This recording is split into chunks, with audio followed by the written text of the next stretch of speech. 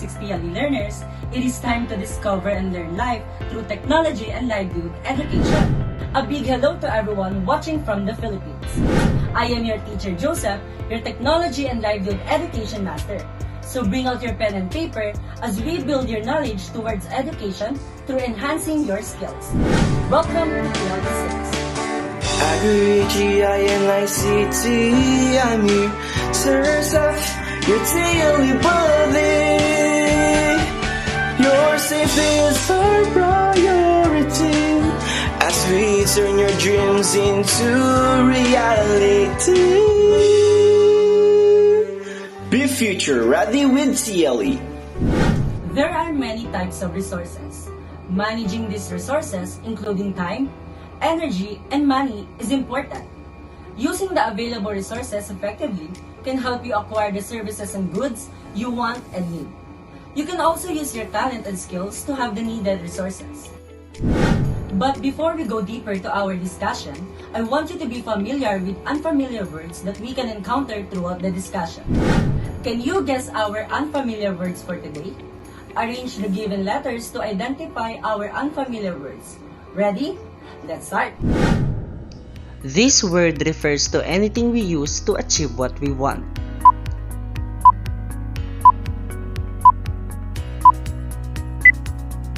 And if your answer is resources, then you're awesome. This word refers to intangible resources such as health, experiences, and time.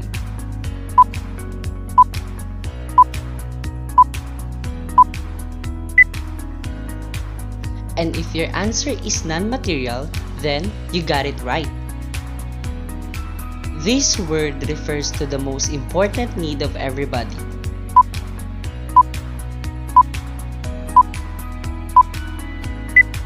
And if your answer is food, very good. This word refers to the fabric that covers our bodies.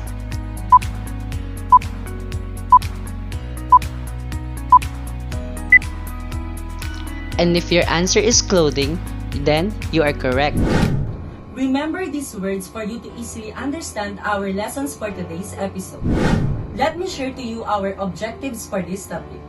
At the end of the lesson, students should be able to identify family resources and needs, enumerate sources of family income, and lastly, prioritizes needs over wants. Family is the basic unit of a community. It is an essential part of the community, and for it to function properly, it must be in a good state. The family is the first school of our life, and we learn manners and customs from it. There are two important terms that we need to clarify. Do you have any idea what are those? If you are thinking that is needs and wants, then you are correct. Needs are something to require for a safe, stable, and healthy life. While on the other hand, wants are the desire, wish, or aspiration. Before we proceed, I have a friend that I want you to meet. He will going to test if you really understand what is different between needs and wants.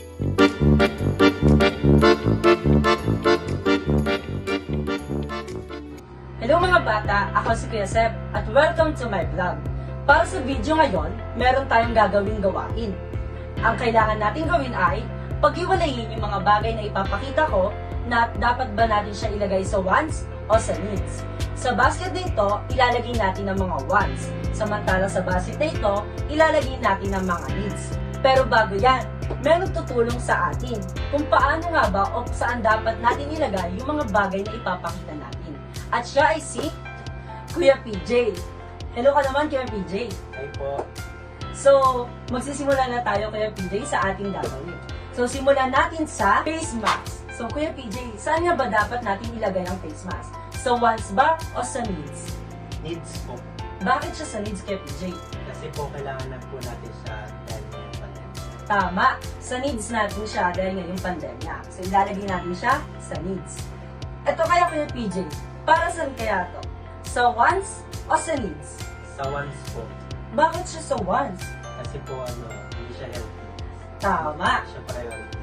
Tama. Dahil ito ay soft drinks at ang sobrang soft drinks ay nakasasama. Kaya siya sa wants lamang. Ito kaya Kuya PJ, sarap to kaya PJ, sa kaya dapat natin siya ilagay? Sa wants o sa needs? Sa wants po. Sa wants? Bakit kaya siya sa wants Kuya PJ? Kasi po parehas po siya ng soft drinks na hindi po healthy. Tama! Kaya natin ilalagay siya sa wants. Kuya PJ, saan nga ba dapat natin na ilagay ang tubig? Sa wants ba o sa needs? Sa needs po. Sa needs. Bakit kaya sa needs siya? Kasi po kailangan po ng katawan po natin yung tubig. Tama! Ang galing-galing ni Kuya PJ. So, ilalagay natin siya sa needs. Toothpaste, ginagamit sa pagsisipilyo. At 3 beses tayo nagsisipilyo sa isang araw. Tandaan niyo mga bata. So, saan po dapat natin siya ilagay? Sa needs din po. Sa needs din. Bakit kaya ulit sa needs? Kasi po pag di po tayo nag-toothbrush, mabaho po yung hininga natin. Tama, Kuya PJ. Kaya dapat ilalagay natin siya sa needs. Because siya ay isang part din ng ating hygiene. Ito ay isang alcohol. Alcohol, Kuya PJ, saan nga ba dapat siya? Sa wants o sa needs? Sa needs din po kagaya po ng mask kasi importante po siya ngayong pandemic. Tama. Ako'y sumasang-ayon doon kay PJ. Kaya ang alcohol ay ilalagay natin sa needs. So, ayun mga bata, naway naunawaan nyo kung ano nga bang pinagkaiba ng wants sa needs. Kapag wants, ito yung ating kagustuhan lamang, desires and aspirations. While on the needs naman, ito yung mga bagay na hindi dapat mawala. Kapag nawala itong mga needs na ito, maaaring ang mga tao ay hindi makasurvive dito sa mundo. Ayun lamang, naway makita pa namin kayo sa susunod namin vlog. So, ibabalik ko na kayo kay Teacher Seth. Paalam! Okay po. Thank you, Kuya Seth. Now, students, let us continue our discussion. What is resources? Resources can be defined as anything we use to achieve what we want. And needs, it is classified into 3. Human, material, and non-material resources. First, human resources. Human resources is divided into 2. And those are, first, capabilities, intelligence, and skills. And second, the energy or strength. Material resources. Material resources are materials found in nature that can be used for practical human purposes that are considered to have value. Material resources include food from trees, edible plants that can be used as food, sand to make glass, metals extracted out of rocks, chemicals from plants that can be turned into plastics. Non-material resources. Non-material are intangible resources such as health, experiences, and time.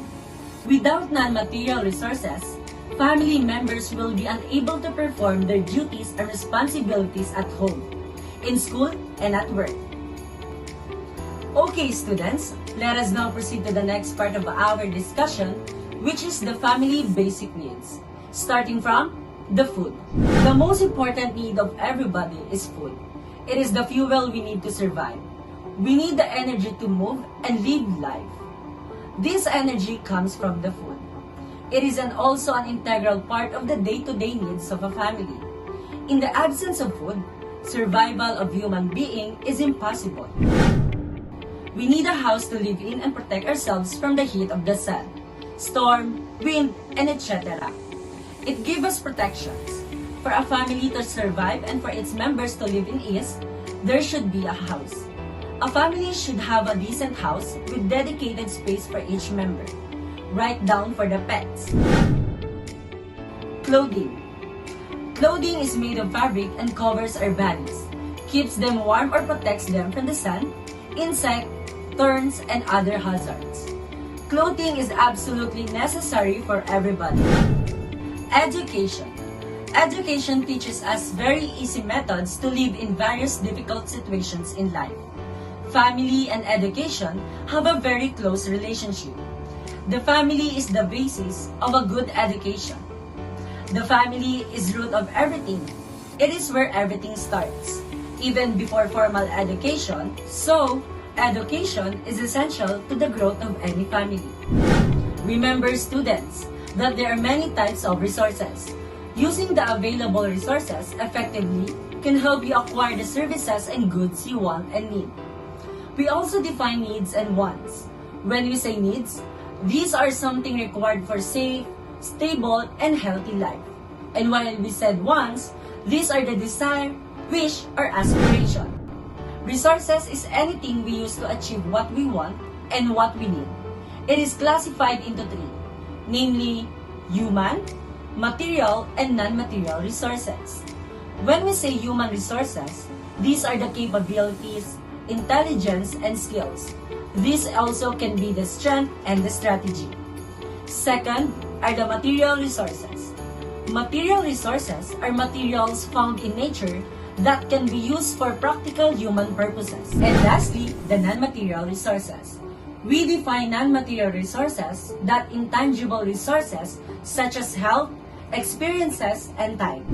There are also lists of family needs that each family needs to sustain and provide for them to survive. These are the foods, shelter, clothing, education, and social needs. Class, it is important that we set our priorities. Identify your needs and wants. There is nothing wrong in buying your want, most especially if you have saved enough money for them. You can consider it as a gift or reward for yourself. Just make sure you prioritize your needs.